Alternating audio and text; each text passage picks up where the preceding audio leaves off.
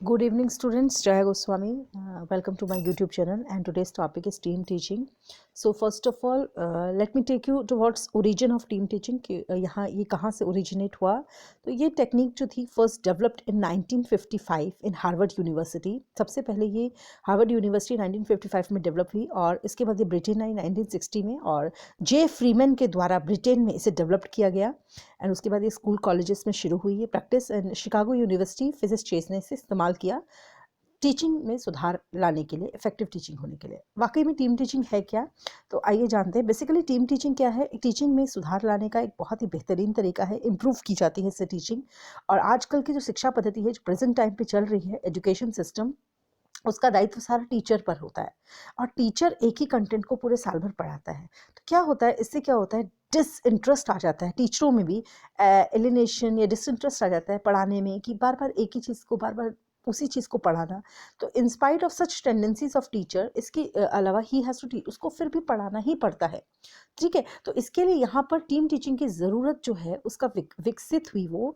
और western countries में ही ये एक नोवल डिस्कवरी नहीं थी, क्योंकि in the western countries team teaching is not novel discovery. In these countries it is well use to improve the quality of the instruction for the last 25 years. ये बहुत ही लंबे time से चली आ रही है गाइस. 25 ईयर्स से ये विदेशों में चली आ रही है, लेकिन भारत में इसका अभी इनिशियल स्टेज है, ये स्टार्टिंग में ही है. और इसीलिए इसको धीरे धीरे हमारी शिक्षा पद्धति में उतारा जा रहा है. और हम आगे जानेंगे कि इसके क्या इफेक्ट्स हैं, क्या कैरेक्टरिस्टिक्स हैं, इसका क्या महत्व है, क्यों टीम टीचिंग की ज़रूरत है. तो सबसे पहले कैरेक्टरिस्टिक्स पे चलेंगे. एंड टीम टीचिंग होती क्या है, इससे पहले मैं आपको थोड़ा सा और बता दूं. टीम टीचिंग आप कहते हैं एक इंस्ट्रक्शनल ऑर्गेनाइजेशन है जो इंस्ट्रक्शंस देती है. उसमें एक टीचिंग एक पर्सनल होता है, एक टीच करता है, एक टीचर होता है. एंड जो कि अपने स्टूडेंट्स को असाइन करता है, काम देता है, उसको देखता है, जांचता है, उसको पढ़ाता है. लेकिन इसमें क्या होती है, इसमें एक ही टीचर के ऊपर पूरा भार नहीं आता. इसमें दो या दो से ज़्यादा टीचर्स, खासकर दो टीचर्स पे वो रिस्पॉन्सिबिलिटी साथ साथ आ जाती है उसको पढ़ाने की. तो क्या होता है, टीचिंग बहुत इफेक्टिव हो जाती है. अब कैसे टीचिंग इफेक्टिव हो जाती है? देखिए, टीचिंग में जब काम बढ़ जाता है, तो फॉर एग्जाम्पल अगर एक चैप्टर है, ठीक है, एक चैप्टर को पहले एक ही टीचर पढ़ाता था, तो किसी चीज़ में किसी टीचर की जो गहराई होती है, समझ होती है पढ़ाने की, जो एक नॉलेज होती है, वो बहुत ज़्यादा डीप होती है. और किसी में थोड़ा कम, क्योंकि हर कोई एक जैसा नहीं होता. तो इसके लिए क्या होता है, अगर दो टीचर्स आ जाती हैं तो वो अपने अपने क्षेत्र में जिस चीज़ में वो माहिर होते हैं, उस तरीके से वो अपना एक कंटेंट को आपस में बांट लेती हैं. तो एक एक करके वो अपने कंटेंट जिसमें उस स्पेशलिस्ट होती हैं, वो उस चीज़ को पढ़ाती हैं. और एक कंटेंट को जब अलग अलग तरीक़ों से पढ़ाया जाता है, अलग अलग जिसकी कमांड जिस टॉपिक पे सबसे अच्छी होती है, उन टीचरों के द्वारा पढ़ाया जाता है, तो एक तो सब्जेक्ट बहुत इंटरेस्टिंग हो जाता है. दूसरा, टीचर्स पे ज़्यादा बर्डन नहीं आता और टीम बनाकर वो इस काम को बहुत बेहतरीन तरीके से करती हैं. तो ये एक तरीका है. टीचिंग मेथड टाइम को तो घटाता ही घटाता है, टाइम एंड द फ्लेक्सिबिलिटी ला देता है टीचिंग मेथड्स में. ठीक है, एंड इस प्रोग्राम को टीम टीचिंग को लाया गया है ताकि जो टीचिंग उद्देश्य हैं, ऑब्जेक्टिव्स हैं, और उनको सुधार लाया जाए उनमें, और टीचर्स की एबिलिटी में सुधार लाया जाए.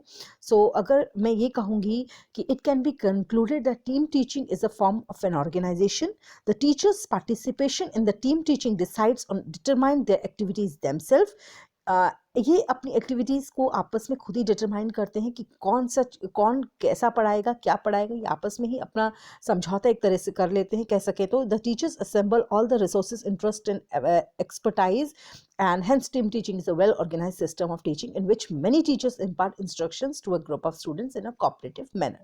देखिए, कैरेक्टरिस्टिक्स की अगर बात करेंगे तो ये टीचिंग मेथड है. सबसे number 1, it is a teaching method.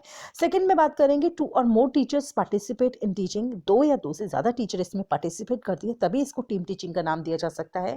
Third, it is based on corporation. ये कॉपरेशन एक दूसरे के साथ के बिना असंभव है. All the teachers participating in the team teaching apply the resources, abilities and experiences. देखिए, जो भी टीचर इसमें पार्टिसिपेट करती है, सबसे पहले उसके रिसोर्सेज वो क्या अप्लाई करती है, किन चीज़ों से, टीचिंग एड, टीचिंग मटेरियल क्या इस्तेमाल करती है अपने पढ़ाने में, उसकी एबिलिटीज़ क्या है, वो कितनी सक्षम है, एंड एक्सपीरियंसेस उसके पास क्या है, कितना उसने एक्सपीरियंसेस इसको पढ़ाने पे गेन किया है, ये सब बात पे डिसाइड करता है कि वो किस तरीके से अपना काम एक दूसरे के साथ बांटेंगी। दूसरा, all the teachers involve in the team teaching plan teaching cooperatively and execute it cooperatively. देखिए, मिलजुल कर ही काम होते हैं, कोई भी टीम वर्क अकेले नहीं हो सकता, उसका नाम ही टीम है।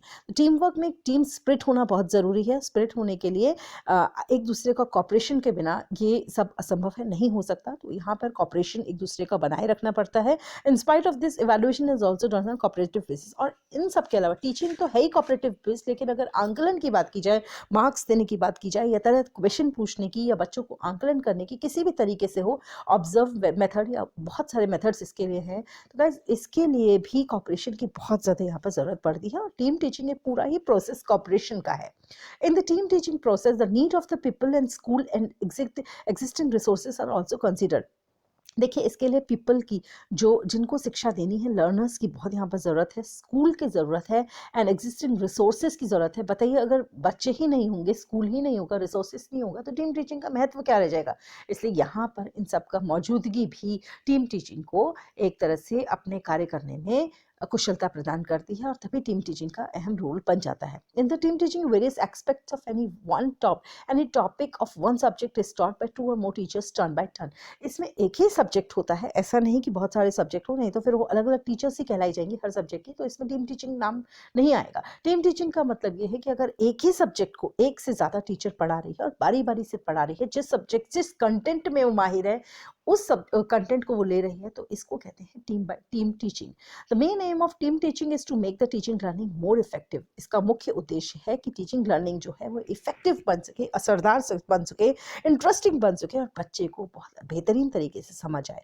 Isolation among the teachers is removed. इसमें आइसोलेशन नहीं होता, अलग थलग नहीं पड़ती टीचरें, ये सब हट जाता है, और टीचरें कॉपरेशन में एक दूसरे के साथ मिलकर काम करती हैं। The entire responsibility does not fall on one teacher only, but it is shared by other too. ये जिम्मेदारी एक ही टीचर के ऊपर नहीं पड़ती पढ़ाने की, बल्कि ये दोनों में बांटी जाती है, बराबर होती है, और इस मेथड से कलेक्टिव रिस्पॉन्सिबिलिटी आती है। मिलजुल कर आपको रिस्पॉन्सिबिलिटी